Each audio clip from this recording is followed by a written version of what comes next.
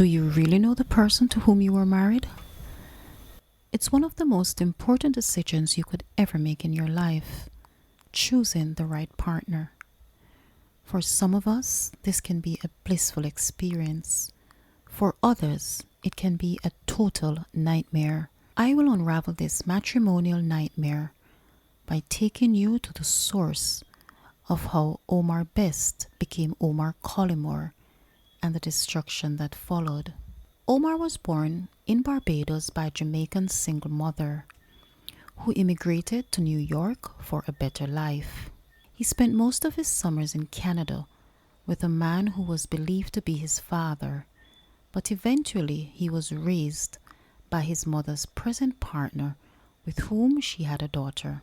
Growing up, Omar was adored by his mother, and she overcompensated in many ways. In return, Omar was rebellious and oftentimes getting into trouble for petty theft, associating with the wrong crowd and joining gangs. It wasn't long before his mother decided that she would relocate to Florida, shielding Omar from constantly getting into the wrong company that made her feel drained both mentally and financially.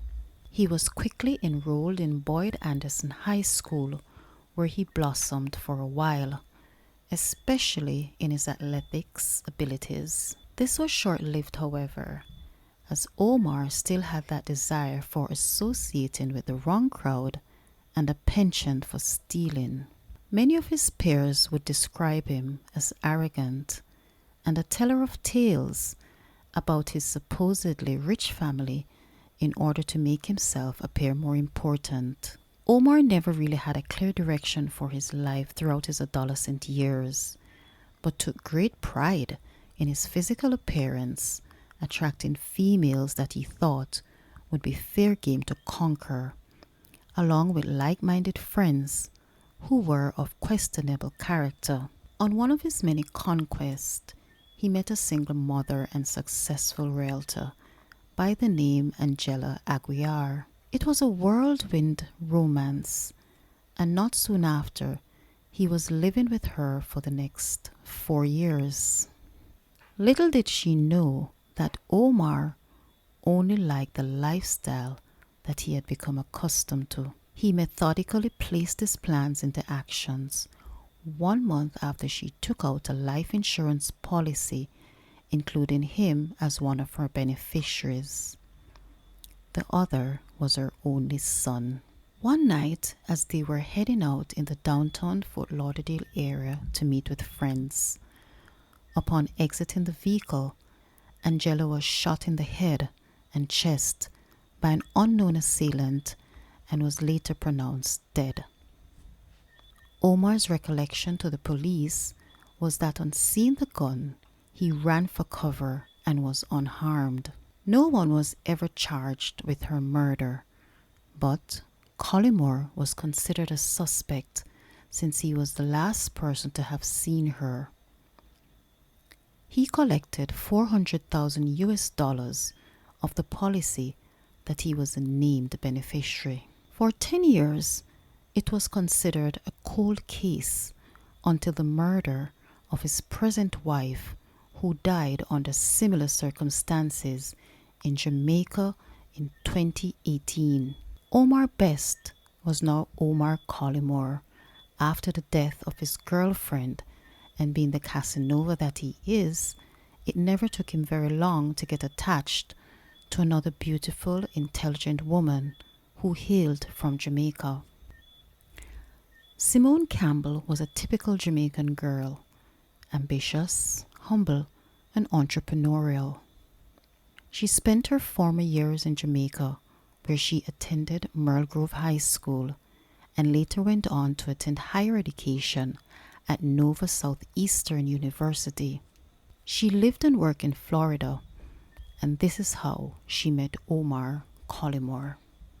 This union was filled with obstacles from the start, as Omar, albeit young, came with his own baggage, such as being a suspect in his previous girlfriend's murder, not being able to secure long-term employment, and even attempting to end his own life. Simone was that strength that he needed, and she encouraged him throughout it all.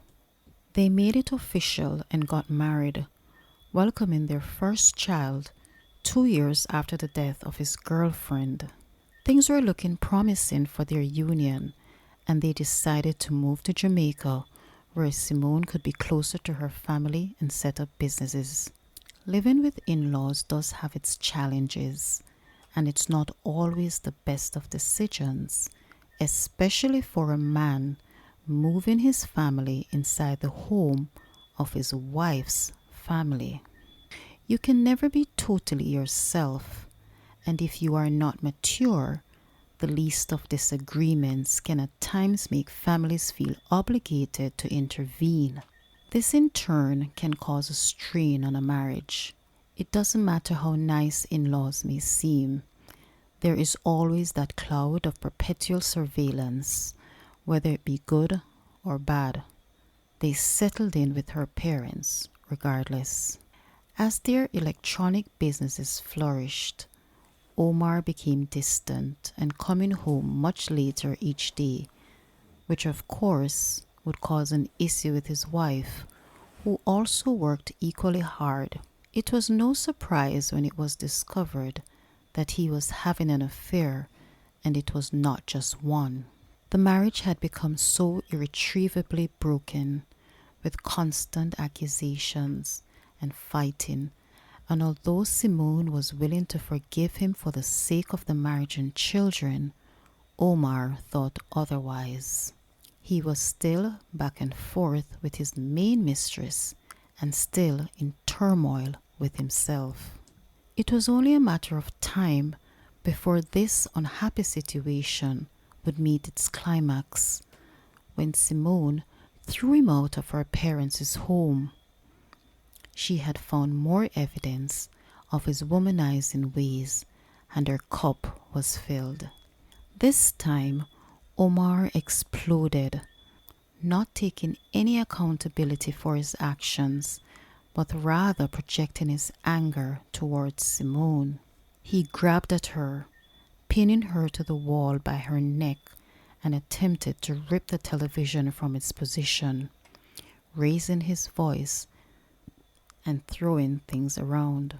Simone's brother-in-law, who was there at the time, tried to defuse the situation by taking him to the garage of the home, but not even his attempts were enough to tame the beast that was within. On leaving the family's residence, his last words were, "I would ensure that this family crumbles." This was the beginning and unfolding of a calculating individual whom we have come to know as the notorious Omar COLLYMORE.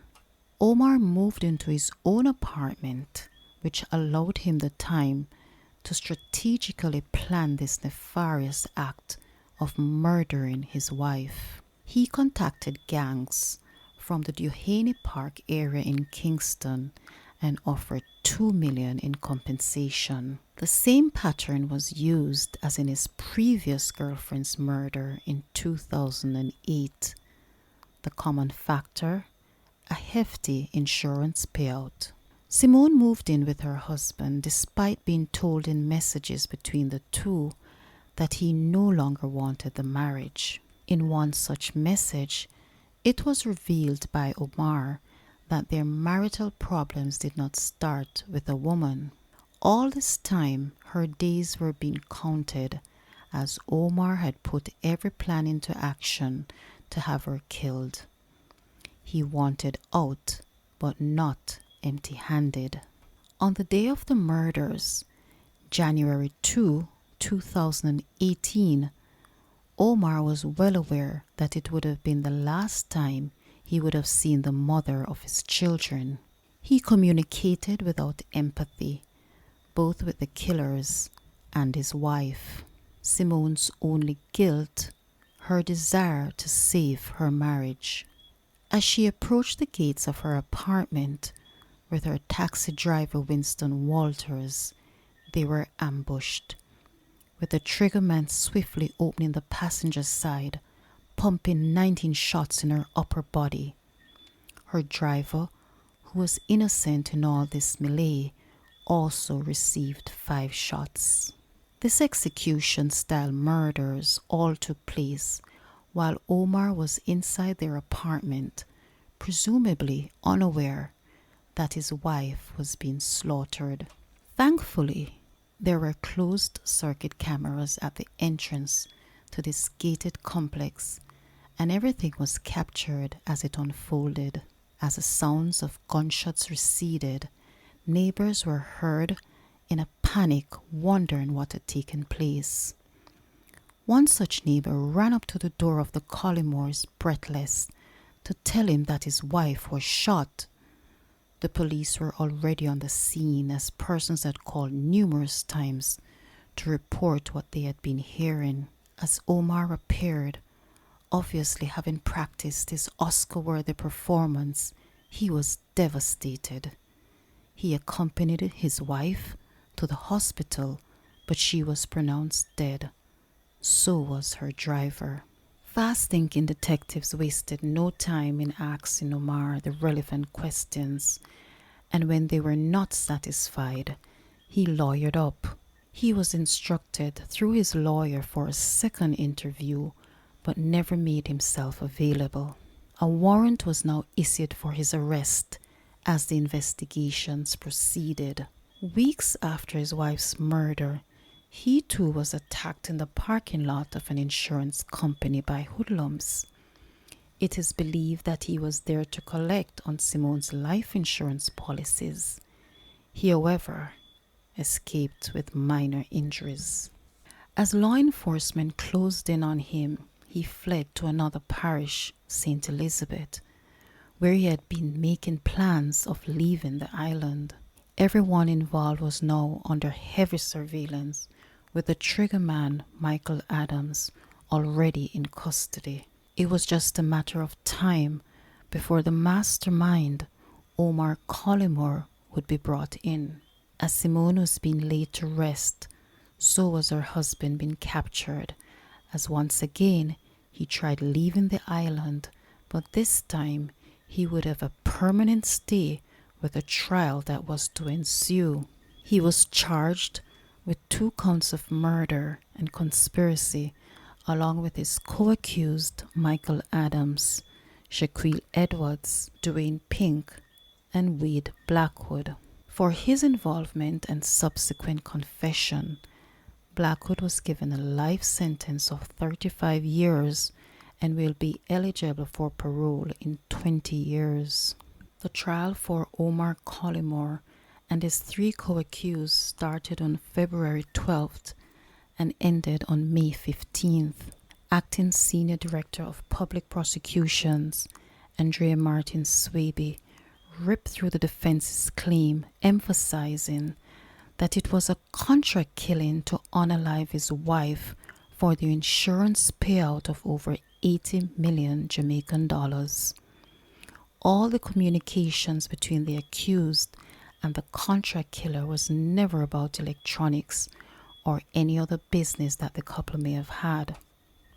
Omar COLLYMORE and Michael Adams were both given life sentences of 46.5 years before being eligible for parole, and 48.5 years for the murder of Walters. 3.5 years was proposed for Edwards, as he had already served 6.5 years. For Dwayne Pink, because of his involvement in surveilling Simone's movements before her murder, he was given 2 life sentences for the double murder and 32 years and 6 months before being eligible for parole. The gravity of how senseless and brutal this crime was is enough for all of us, married or unmarried, to reflect and ask ourselves, do we really know the persons that we are most intimate with? For more crime stories within Jamaica and the Jamaican diaspora, please subscribe, like, and share. This is Marsha. Thank you for watching more of What You Love on Island Crimes.